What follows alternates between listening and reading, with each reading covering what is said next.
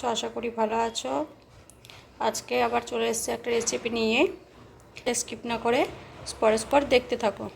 এখানে আমি কড়াইয়ে পরিমাণ মতো গরম জল দিয়ে দিয়েছি আর দিয়ে দিয়েছি একটু হলুদ। এবার হলুদটা দেওয়ার পর এভাবে আমি একটু এভাবে নেড়ে নিচ্ছি। গরম হয়ে গেছে আর এখানে আমি দিয়ে দিচ্ছি মাছের ডিমটা। এবার এটাকে আমি জলের মধ্যে ভালোভাবে নেড়ে নেব আর দিয়ে দিচ্ছি অল্প একটু নুন।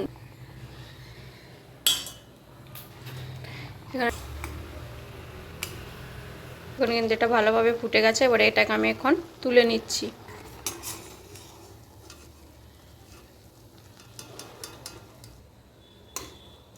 এবার ডিমটাকে এখানে আমি মাখিয়ে নিচ্ছি।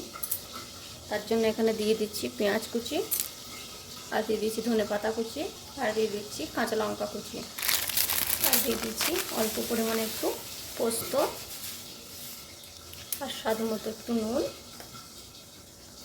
অল্প পরিমাণে হলুদ। এটাকে মেখে নেওয়ার জন্য নিয়ে নিচ্ছি আমি এখানে পরিমাণ মতো বেসন আর দিয়ে দিচ্ছি এখানে আদা রসুনের পেস্ট। এবার এটাকে ভালোভাবে মাখিয়ে নেব। এবার কড়াইতে আমি মাছের ডিমটা ভাজার জন্য পরিমাণ মতো তেল নিয়ে নিয়েছি। এটা কিন্তু খুব গরম হলে দেওয়া যাবে না, তাই অল্প গরমে আমি এটাকে একে একে বল পাকিয়ে এর মধ্যে দিয়ে দিচ্ছি। একে একে কিন্তু মাছের ডিমটা আমার এইভাবে গোল গোল করে পাকিয়ে তেলের মধ্যে দেওয়া হয়ে গেছে। এবার এগুলোকে আমি আস্তে আস্তে উল্টে নেবো যাতে ভেঙে না যায়।